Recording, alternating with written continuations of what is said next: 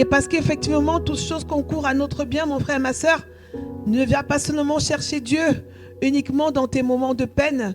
Cherche-le aussi quand tu n'arrives pas à savoir pourquoi tu es sur terre.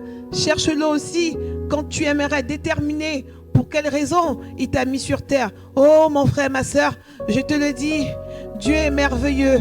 Notre Père attend ses enfants. Il attend d'avoir des enfants obéissants. Il attend des enfants qui se confient à lui, mon frère. Nous avons souvent tendance à prendre des conseils à beaucoup de monde, nous engager dans une direction avant de pouvoir opérer des choix.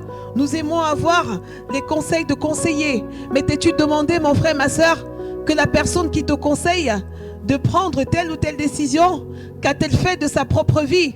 Dis-toi qu'il n'y a pas de meilleur conseiller que Jésus. Il n'y a pas de meilleur conseiller que Dieu. Lorsque tu veux avancer dans la vie, lorsque tu veux réaliser des progrès, lorsque tu veux accomplir le plan de Dieu dans ta vie, tu dois pouvoir garder le silence, tu dois pouvoir communiquer uniquement avec Dieu. Seul lui est capable de te montrer par des signes, par des songes, la raison pour laquelle tu es là sur terre.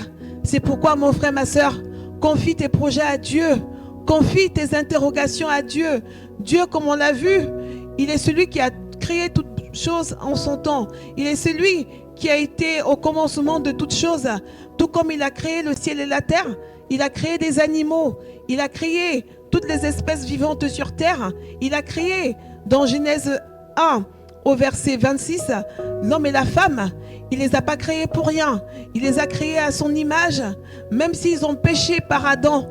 Et même si, en tant que ses descendants, issus du péché originel, sache, mon frère, ma soeur, que la vie ne s'arrête pas au péché.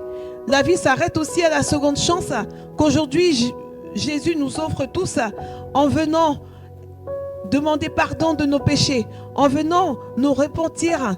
C'est pourquoi, mon frère, ma soeur, dis-toi que tu n'es pas le fruit du hasard sur terre. Tu es là pour une raison. Tu es là pour accomplir ta mission. Tu es là pour accomplir le but de Dieu dans ta vie. Tu n'es pas là pour accomplir la destinée de tes parents. Tu n'es pas là pour accomplir la destinée de ton frère ou de ta sœur. Tu n'es pas là pour pouvoir réaliser ce que tes parents n'ont pas réussi à faire. Dis-toi qu'une fois que tu auras trouvé la raison pour laquelle Dieu t'a mis sur terre, tu pourras dès cet instant-là exceller. Je t'invite véritablement à te rapprocher de Dieu, à te rapprocher de Jésus-Christ, à lui confier tes chagrins, à ne point être désespéré lorsque Dieu, dans son coin, façonne quelque chose de merveilleux, quelque chose de grandiose qu'il veut faire avec toi. Dis-toi, mon frère, ma soeur, que toute chose concourt au bien de ceux qui aiment Dieu.